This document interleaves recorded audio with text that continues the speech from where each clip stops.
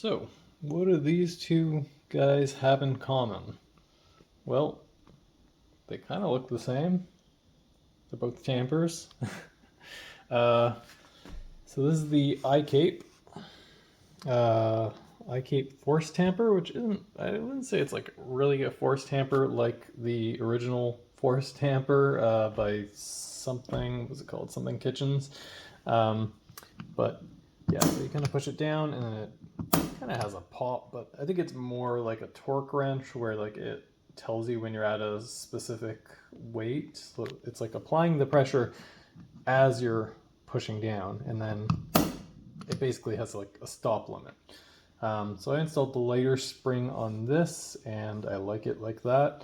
It comes with two options, which is nice. I find it's easier to push with lighter springs, and I don't think you need to push like that much hard. that much hard. I don't think you need to have so much weight down on your espresso to make it work.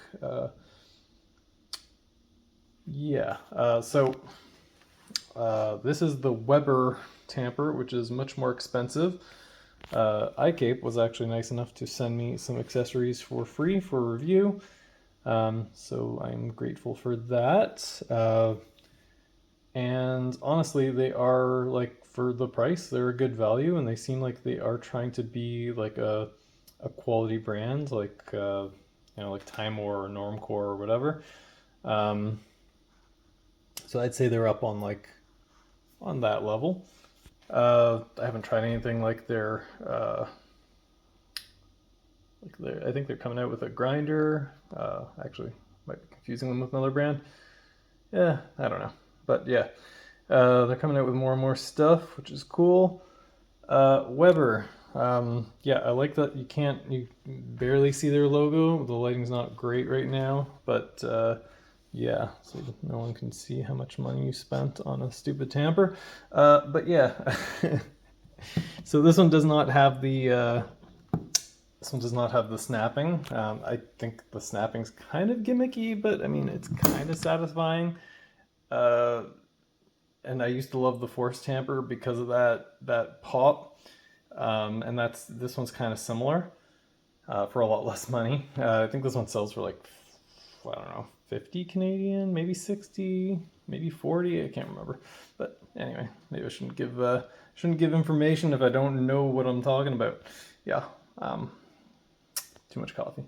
So what I wanted to say about these, the one on the left is also just a distributor, which I kind of like using. Like if you're doing the shaking and no WDT, often you get unleveled, uneven piles, maybe due to static or whatever.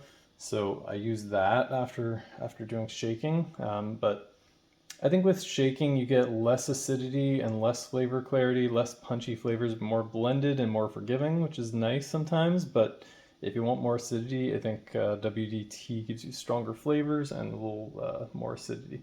So depends on the coffee, depends on your taste, depends on what you're gonna do. Today I had like a medium roast milk drink, and I did one with WDT, one with shaking a little bit and using this.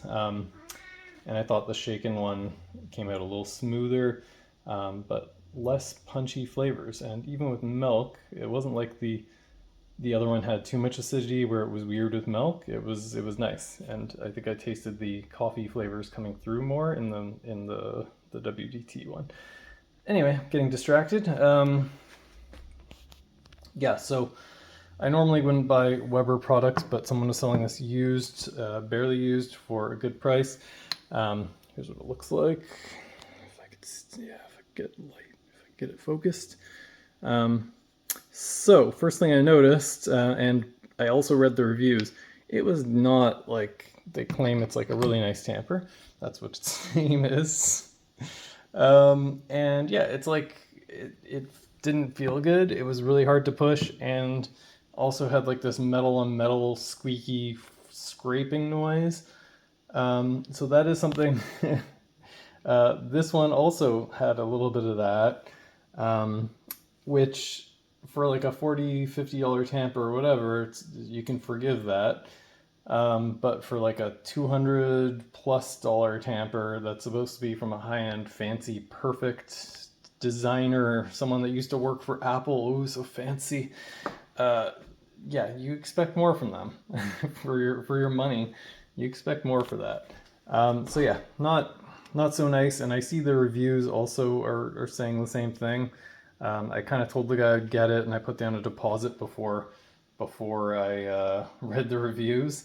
And then I was kind of like doubting myself whether I should get it. But good news is for both of these, I opened it up, I applied lube to the springs and any surfaces that may be like metal and metal friction, and that helps dramatically. It's so much nicer now. So this one, like a little bit of a spring noise when I pump it like that, but like you're not tamping like that. Yeah, this one's, yeah, pretty good. But yeah, it was worse before. It's applying the lube helped, and now it feels better and it sounds better, and I like them both a lot better. So yeah, it's a decent tamper now, but like you have to do. Oh, so one thing I don't love is the circles, although it's kind of cool when it leaves the crop circles in your coffee. But yeah, apparently that lowers extraction just a little bit. I don't think it's enough to make a difference, but like it's not ideal. I remember the decent espresso people did an experiment with that, and they said it lowered. Yeah, someone did an experiment, and they said it lowered extraction just like, I don't know, fraction of a percent. But yeah, probably not a big deal. Some people like it, some people don't. It does leave a little more room for retention. Usually I don't see much coffee in the grooves. Sometimes I do, maybe if it's staticky or a dark oily roast. So far I've just used this a couple times, and it seems like it's good anti-static. I don't know. I could have just got lucky, or because it's new. But so far, not much coffee stickage on there. And I'll show you what I did. I'll show you what I used to lube it up. So this is silicone lube. I used this super lube. I do also have Molykote 111, but I decided to use this one because it is less thick, and I figured with moving parts, this one would be better. So yeah, that helps. So if you have either of these and you want to improve it, I'd suggest opening up, just adding a little tiny bit of the lube, and makes it feel much better. And also, here's the Happy Tamper. Right now I have the 51mm base on there, so it's going to slide around, but oh, actually, yeah, so no pressure there. Do it with some resistance, and it's a little bit of a weird sound. I never lubed this one up, so maybe it would be even better if I opened it up and did that. I don't know. But yeah, it makes a little bit of a noise, but it doesn't sound like friction metal on metal at least, so not as bad.